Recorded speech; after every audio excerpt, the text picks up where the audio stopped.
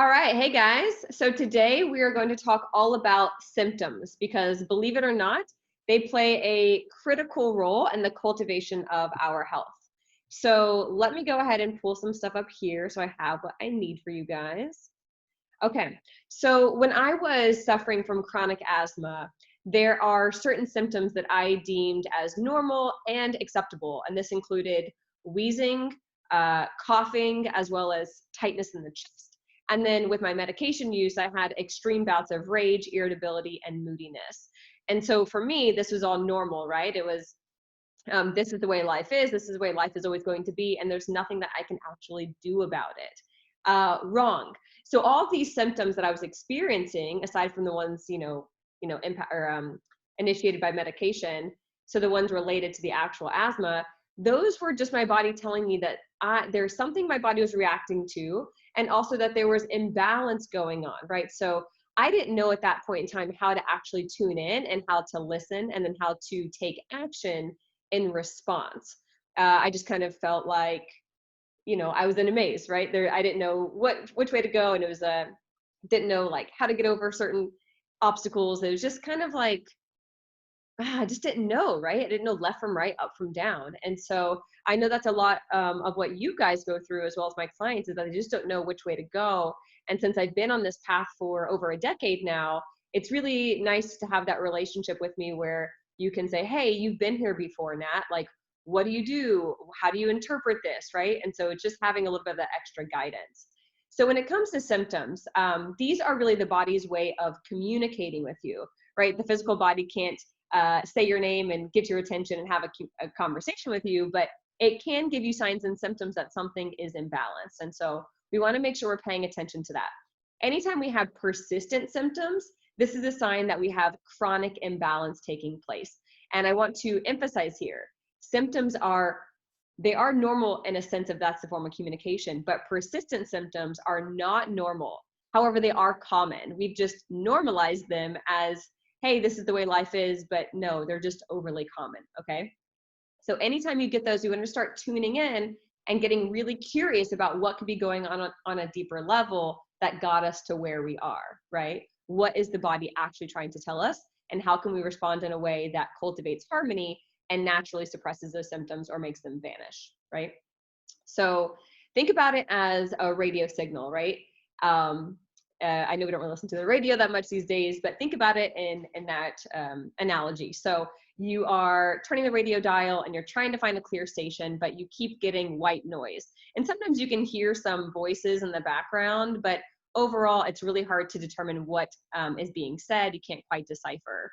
And so you can think about inflammation in the body as being that state of white noise, right? And there's things coming through, but we can't quite decipher it or discern what is being said or how to translate the information. Now, when we're on that radio dial and we hit a clear signal and that message comes through loud and clear, that's the baseline we're trying to achieve whenever we're using food as medicine. So when I talk about reducing inflammation in the body, it's all an effort to get to that really nice, loud, clear space of hitting the signal and getting the message. So that's one way to think about inflammation, is that it's just this state of white noise.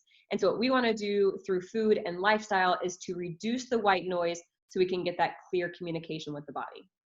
Okay, so some signs and symptoms that, again, we don't want to have perpetually, and that can be a sign like, hey, something's imbalanced, would be headaches, migraines, fatigue, insomnia, anxiety, depression, bloating, distension, reflux and digestion, painful menstrual cycles for the women, achy joints, skin rashes, foggy brain, poor sleep, urgent or constipated bowels. Yeah, all of these, I don't know if I said skin rashes, but eczema, psoriasis, etc. All of these are signs that something is going on inside the body. Now, depending on what you're experiencing, the root may be a little bit different, but generally speaking, the root tends to be the same. So when we're looking at root cause resolution for any of these symptoms, when we're really trying to get the body back into that homeostasis, it's looking at chronic stress, chronic inflammation, and nutritional deficiencies. So really, whenever we can start to honor those three areas, we can see signs and symptoms naturally reside. And so ways to really gauge whether or not your body is, how do I say this? to gauge whether or not your body is responding well to any behavior changes that you're making is to use biofeedback. So oftentimes people look at weight as the only value. Okay, so my health is equated to weight and weight equals health. And so that's the only thing I'm going to measure as I'm making changes. And if my weight's not changing, then what I'm doing isn't working. Yet on the back end, you could be sleeping better, you could have better mood, right? You could have a more consistent bowels, you could have clear skin, you could have all of these things occurring, but because the weight isn't shifting, you're thinking that what you're doing isn't working. So really, when we're looking at cultivating new levels of health, we want to pay attention to biofeedback before we look anything, or before we ever look at weight, right? So weight is definitely down the line. So until biofeedback is normalized, we don't pay any attention to that. So different forms of biofeedback are questions you can ask yourself. What I like to do is to rate these on a scale of 1 to 5 or 1 to 10. And it's on a daily basis, right? And you can even ask yourself these questions after introducing foods you may have been avoiding. So we want to look at energy, clarity, hunger, libido, mood, performance, sleep, spirit, stress, relationships, bloating, constipation, diarrhea, brain fog, headaches, skin, hydration, so on. So we want to start looking at what are all these signs and symptoms, right? Or like ways that they can exude themselves in the body. And can we start to gauge whether or not those are improving or declining with different changes that we're making? So really, guys, I just want to emphasize here that your body is not broken, right? We've also been conditioned to think that whenever there's a sign of dysfunction, that we're broken and that we need someone else to manage our health for us. But in reality, it's up to us to cultivate the awareness, right? The awareness as well as the ability to tune in and to respond and to become our own health advocates, right? To really take responsibility and to embody what it means to be healthy. So when you get these signs or symptoms, if this is you, you want to start to tune in and really ask those questions, deeper questions of like, what could be causing this from a deeper level, okay? Now, if you are someone who feels quite confused and overwhelmed and you want some help with that, that's why I'm here. I love this stuff.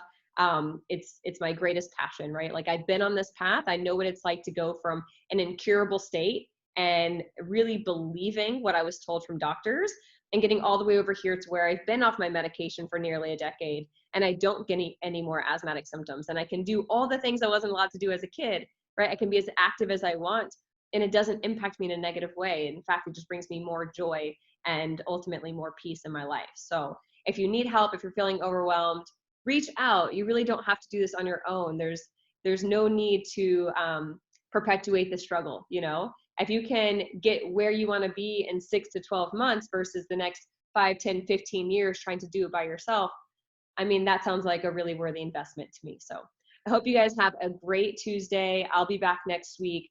Until then, if you have any questions or you want to drop a comment on this video, go ahead and I'll be sure to respond. Cheers.